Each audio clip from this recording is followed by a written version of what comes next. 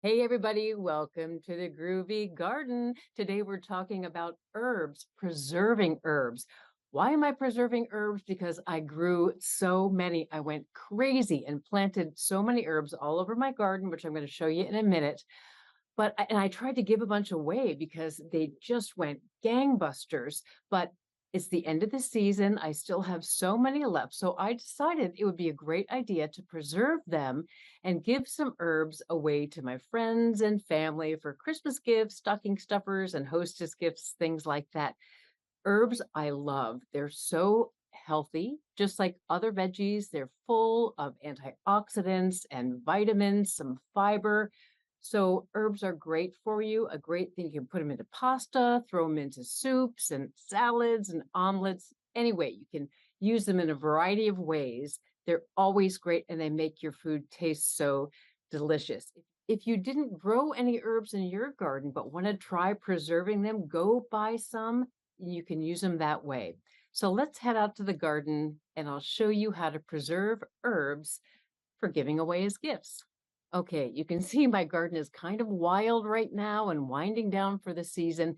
I planted so many herbs in this bed. You can see here I've got parsley, rosemary, here's some sage, chives, and this is coriander. These seeds are coriander, which are the dried seeds of the cilantro plant. How about that?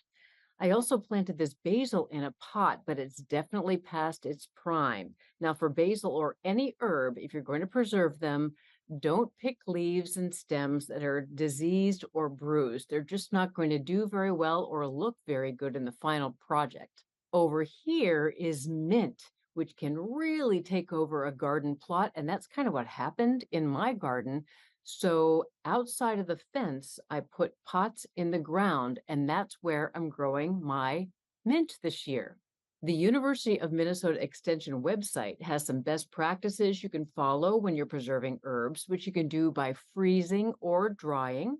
So check out their tips. I'm going to focus on drying herbs in this segment so I can put them in those small containers to give away. So when you're ready to harvest your herbs, it's best to cut them in the morning when they're not wilted.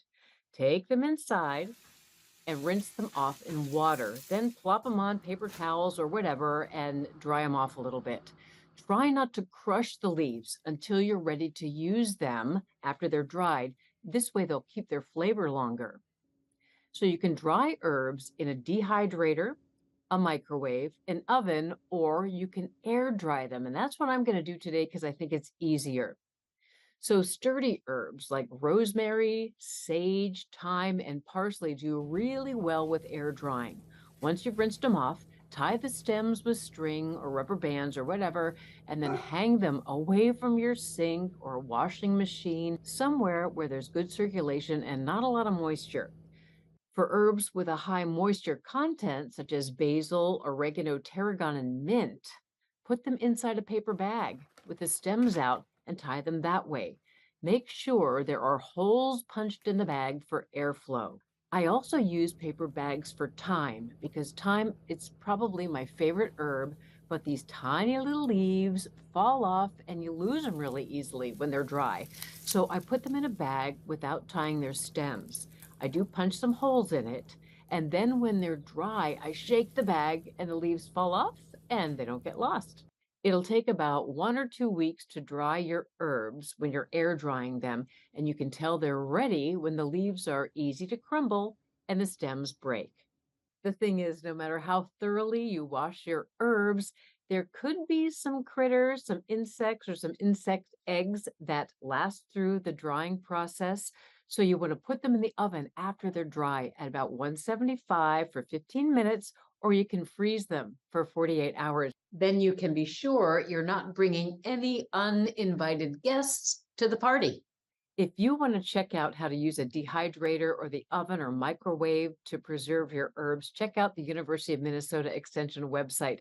They've got some great tips. And don't forget, if you have any questions about any kind of gardening questions, send them on over to me. I'll get them answered. Thanks so much for spending time with me in the Groovy Garden. We will see you next time. Bye.